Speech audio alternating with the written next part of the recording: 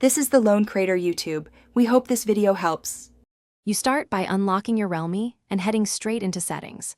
Once there, go to Connection and Sharing or use the search bar to find Quick Share. Tap the Quick Share entry or long press its Control Center tile to open detailed controls. Now, toggle Quick Share off to stop the device from advertising itself. Doing this first prevents unexpected file offers immediately and makes the rest of the cleanup quick and safe. Once Quick Share is toggled off, make sure your phone is not discoverable. Set device visibility to hidden or private in the same menu. That prevents others from finding you.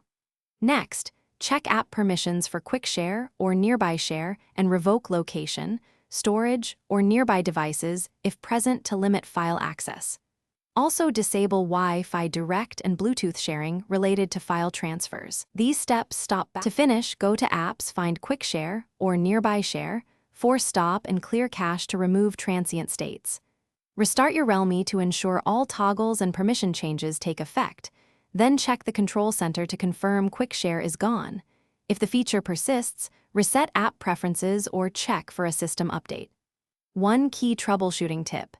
If Quick Share returns after a restart, temporarily uninstall updates for the app or perform a reset of network settings before deeper measures.